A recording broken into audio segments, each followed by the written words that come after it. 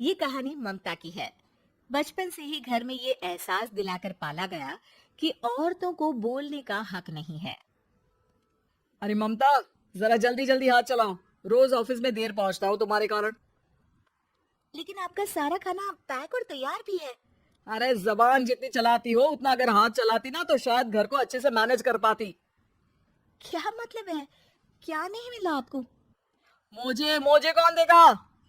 ममता भागकर पति को मोजे देती है। वो हर किसी का ख्याल रखती, लेकिन उसके घर में रोज का रोना लगा रहता। अरे माँ, आज स्कूल में टीचर ने मुझे फीस के लिए डांटा।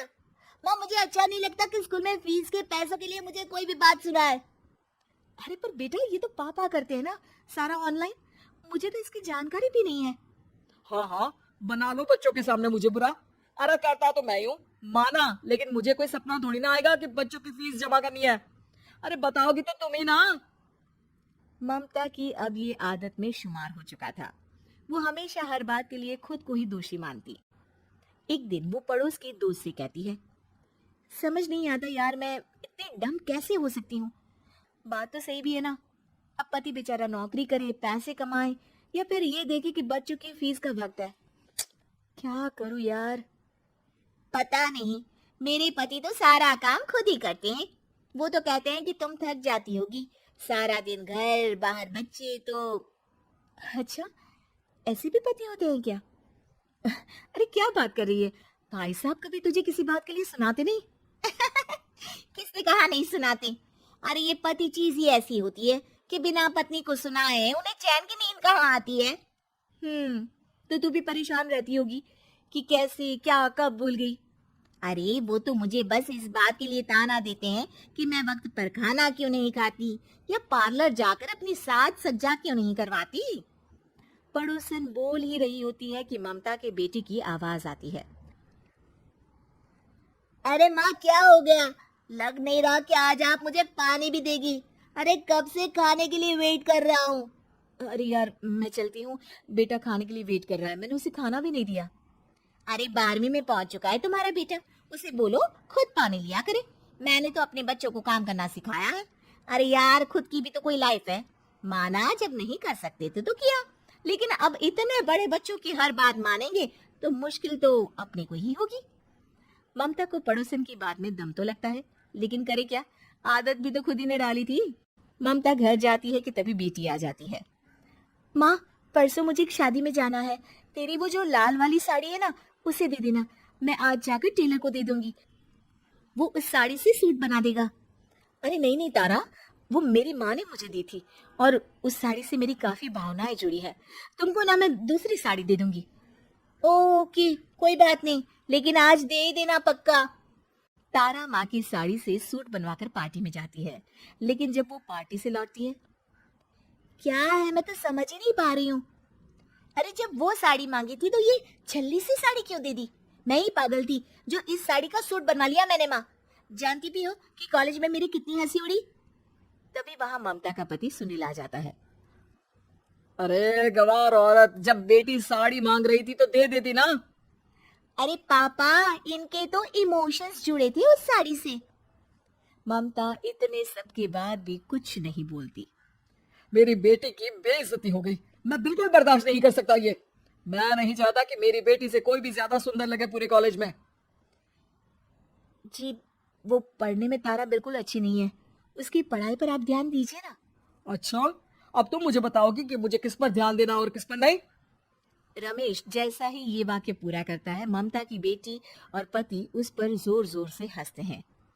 अरे ठीक है ना, पता ही नहीं चला कि कैसे वक्त इतना बीत गया। अरे कैसे पता चलेगा माँ, हम लोगों के पीछे जो तू बैताल की तरह चिपकी रहती थी, तुझे कैसे वक्त का पता चलता।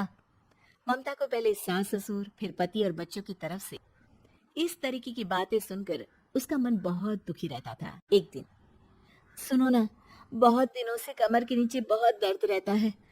कल मैंने देखा तो एक फोड़ा था। अरे ममता, एक बार अपने पति से बात करो, वो तुम्हारा फोड़ा डॉक्टर को दिखा देंगे।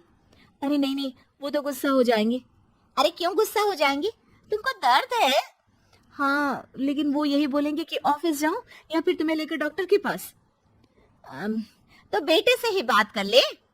अरे वो तो मैं कर लूं, लेकिन फोड़ा है ऐसी जगह कि उसे बताते मुझे शर्म आएगी।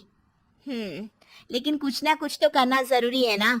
ऐसे कब तक फोड़े के दर्द से तड़पती रहेगी। अब तो सोच रही हूँ कि इनसे बात कर ही लूं, वरना दर्द के मारे कहीं मर न जाऊं। लेकिन शाम को। ममता, क्या किया तुमने आज? खाने के डिब्बे में कैसा खाना दिया था? दाल खराब हो गई थी। कब की थी?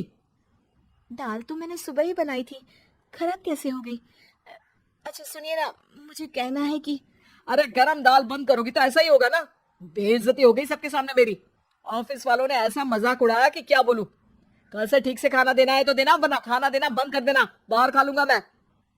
ममता जो पति से अपनी परेशानी बताने वाली थी, वो अब ये सोचने लगती है कि कल से पति को खाने में क्या दे। अगले दिन ममता थकी थकी सी हालत में।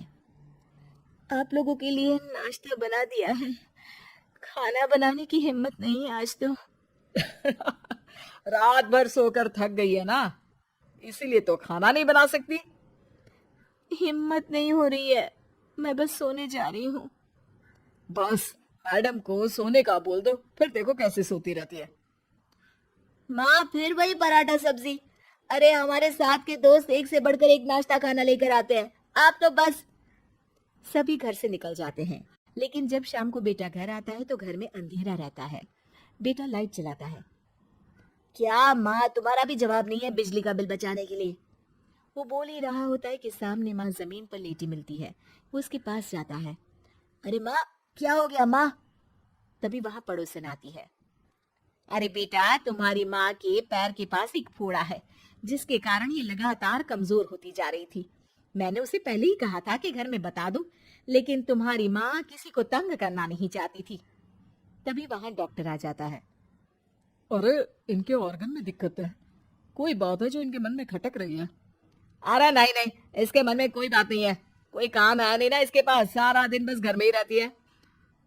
देखिए, मैं तो ये नहीं जानता, लेकिन हाँ इनके मन में हमेशा कोई बात रह जाती होगी, इसलिए उनकी ये हालत है।